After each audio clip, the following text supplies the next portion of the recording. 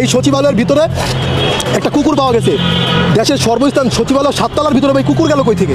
তোমাদের এত বড় সচিবালয়, অথচ 3টা তলায় আগুন লাগলো। যে 3টা তলায় তোমরা 3 মন্ত্রী বসো, বর্তমান 3 ধান্দাবাজ একসাথে, 3 বন্ধু একসাথে ধান্দাবাজি করে বেড়াও। 3টা একসাথে বসো, একদম সিটি হলে 3টা একসাথে, 3টার আগুন লাগছে। এখন আসিফ মাহমুদ সজীব ভুঁইয়া ফেসবুকে পোস্ট করে যে আমরা আওয়ামী লীগের দুর্নীতির বিরুদ্ধে অনেকগুলো রিপোর্ট তৈরি করেছিলাম, তাদের টাকা পয়সা সেগুলো সব মনে জ্বলে পড়ে গেছে, আমি ঢাকায় আসছি।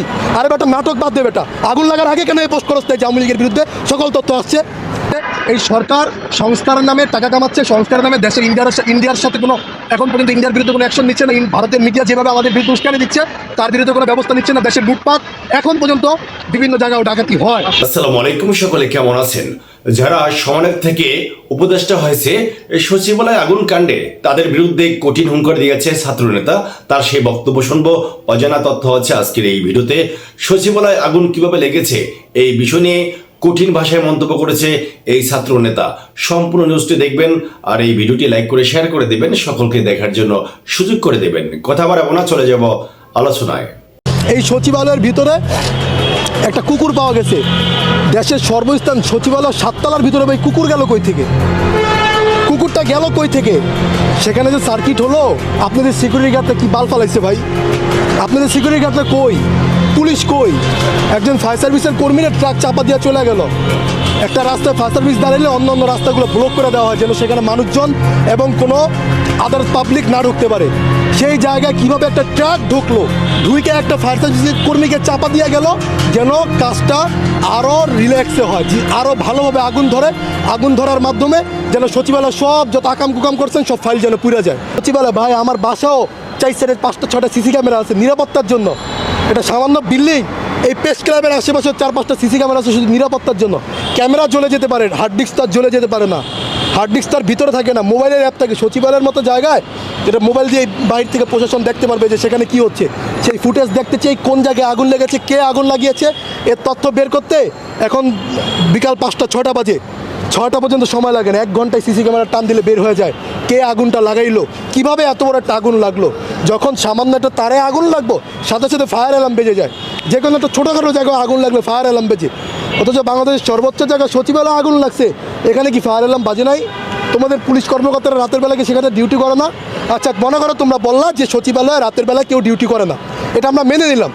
তো রাতের বেলা যদি ডিউটি না করে, যদি সচিবালয়ে ডাকাত ঢুকে, তখন তোমরা কি করবা? আগুনের বদলে যদি ডাকাত ঢুকতো তখন তোমরা কি করতে হবে আমারে বলো? যদি সেখানে আইন শৃঙ্খলা বাহিনী থাকতো, ঠিক আছে, তাহলে আগুন লাগার সাথে সাথেই ফায়ার অ্যাক্সিডেন্ট যে ছোটো যে গ্যাসের বোতল আছে ওটা দিয়ে তোমরা নিভাই দিতে পারো, তলপিট আগুন বাস। তোমাদের এত বড় সচিবালয়, অথচ 3টা তলায় আগুন লাগলো। যে 3টা তলায় তোমরা 3 মন্ত্রী বসো, বর্তমান 3 ধান্দাবাজ একসাথে, 3 বন্ধু একসাথে ধান্দাবাজি করে বেড়াও। 3টা একসাথে বসো, একদম সিটি হলে 3টা একসাথে, 3টার আগুন লাগছে। এখন আসিফ মাহমুদ সজীব ভুঁইয়া ফেসবুকে পোস্ট করে যে আমরা আওয়ামী লীগের দুর্নীতির বিরুদ্ধে অনেকগুলো রিপোর্ট তৈরি করেছিলাম, তাদের টাকা পয়সা সেগুলো সব মনে জ্বলে পুড়ে গেছে, আমি ঢাকায় আসছি। আরে বেটা নাটক বাদ দে বেটা, আগুন লাগার আগে কেন এই পোস্ট করতে যে আওয়ামী লীগের বিরুদ্ধে সকল তথ্য আসছে? আগুন লাগার বিরুদ্ধে কেন ওবায়দুল কাদেরকে গ্রেপ্তার করতে? 3 মাস যখন দেশে ছিল তখন কি করছস তোরা? আগুন লাগার আগে কেন তোরা আওয়ামী লীগের পাতি নেতাদের ধরে বড় বড় নেতাদের দেশ থেকে পালানোর ব্যবস্থা করে দিচ্ছিস? আপনার এই আন্দোলনের সবচেয়ে কুখ্যাত একজন খুনি আপনার ডিবি হারুন আমেরিকায় গেছে, এটা আপনারা জানেন। ইন্ডিয়া দিয়ে যায় নাই। গত 1.5 মাস আগের ঘটনা, ডিবি কার্যালয় থেকে শোনা কথা। গত 1.5 মাস আগে তাকে বাংলাদেশের এয়ারপোর্ট থেকে পার করে আমেরিকার পাসপোর্ট দিয়ে তিনি আমেরিকায় চলে গেছেন। কিভাবে গেল তাহলে? ডিবি হারুন কিভাবে দেশ থেকে পালালো? আওয়ামী লীগের লোকজন কিভাবে এখন পুনর্বাসন করে? বৈষম্য বিরোধী ছাত্র আন্দোলনের বিভিন্ন কমিটিতে, নাগরিক কমিটিতে আওয়ামী লীগের লোকজন কিভাবে ভিড় করে? আসিফ নাহিদ গতকালকে যে আপনার সচিবালয়ে আগুন লেগেছে, কোন কোন সেক্টরে আগুন লেগেছে জানেন? 7 নম্বর বিল্ডিংয়ে আগুন লেগেছে, সেটার হচ্ছে 7, 8, 9, 6 তলা হচ্ছে আসিফের কার্যালয়, 6 তলার একদম সোজা অপোজিটে হচ্ছে নাহিদের বসার রুম। এই জায়গাগুলোতে আগুন লাগলো। হ্যাঁ, এরা দেশের অনেক বিষয় তুলে ধরেছিল, এদের ফাইলগুলো পুড়ে গেছে। এই জন্য আমরা দুঃখ প্রকাশ করি যে না, দেশের সার্বভৌমত্বর জায়গা থেকে যদি কোনো আঘাত আসে আমরা একত্রে লড়াই করব। কিন্তু আপনারা দেখেন বিএনপি পন্থী বা বিরোধী দলীয় যেসব সচিব যেসব আমলারা আছে তাদের কিন্তু তারা সাইড করে তারা একটা কিংস পার্টি নামে একটা পার্টি তৈরি করছে।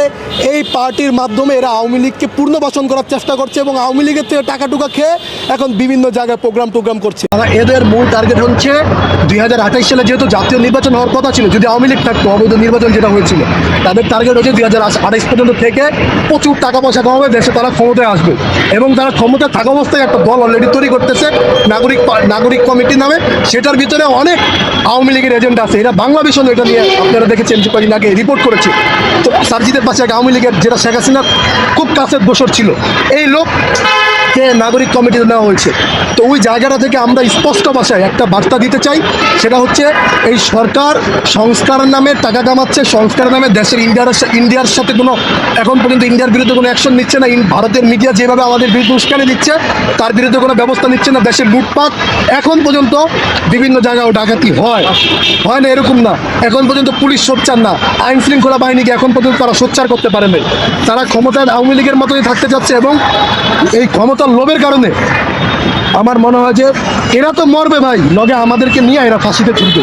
কোনোভাবে যদি আওয়ামী লীগের পুনর্বাসন হয় আমাদের সব কটার ফাঁসি হবে, এই একটা ভয়ের কারণে সবসময় এদের বিরুদ্ধে এখন বক্তব্য দিতে হয়, কারণ এরা পুনর্বাসন করার চেষ্টা করছে।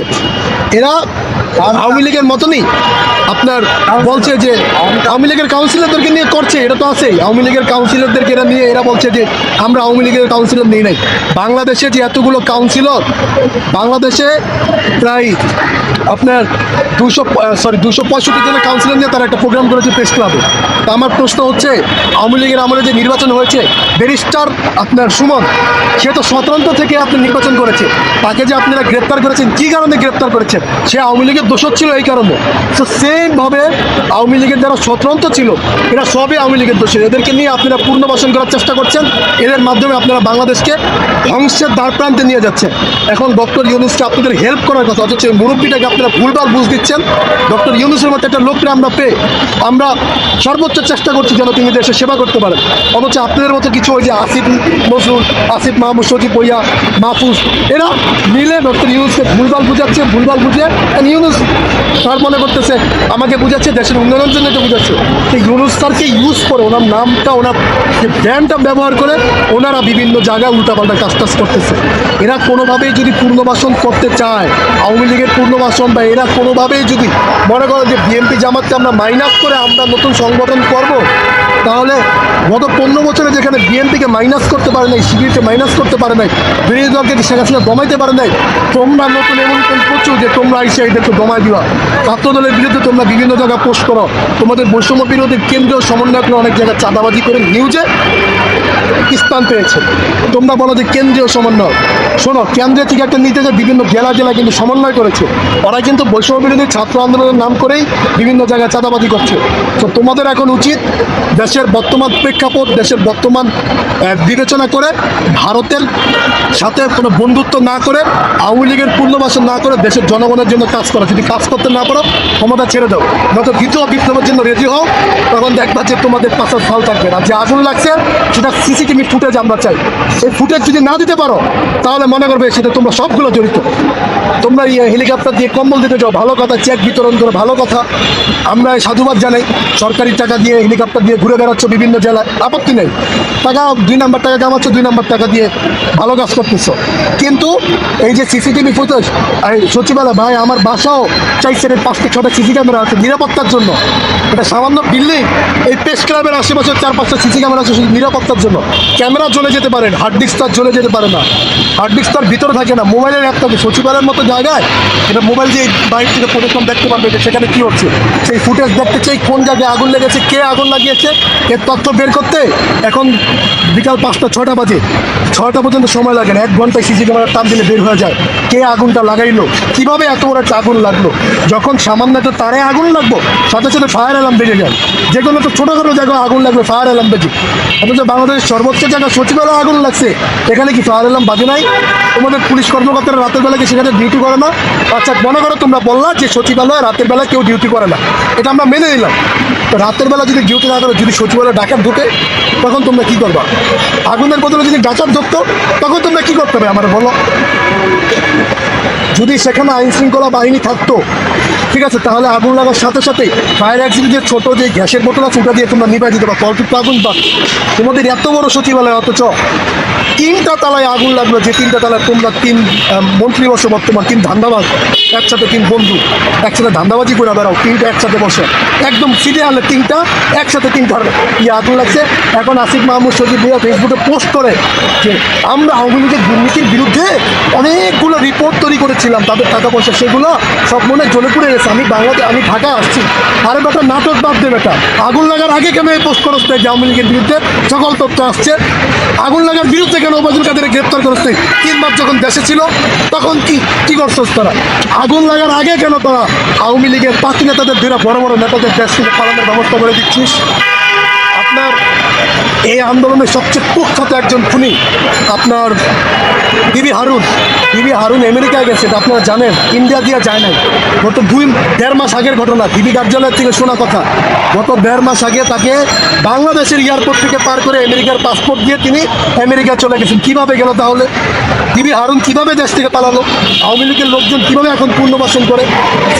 বৈষম্য বিরোধী ছাত্র আন্দোলনের বিভিন্ন কমিটিতে, নাগরিক কমিটিতে আওয়ামী লীগের লোকজন কিভাবে ভিড় করে? আমার এটার উত্তরটা একটু দিয়ে যাবেন, ধন্যবাদ। আজকের এই নিউজ থেকে গুরুত্বপূর্ণ তথ্য আমরা দেখতে পেয়েছি।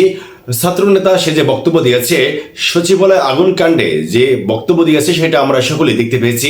যারা সমন্বয়ক থেকে বর্তমানে উপদেষ্টা হয়েছে তাদের উদ্দেশ্যে কঠিন ভাষায় বক্তব্য দিয়েছে তাদের বিরুদ্ধে, সেটা আমরা সকলে দেখতে পেয়েছি।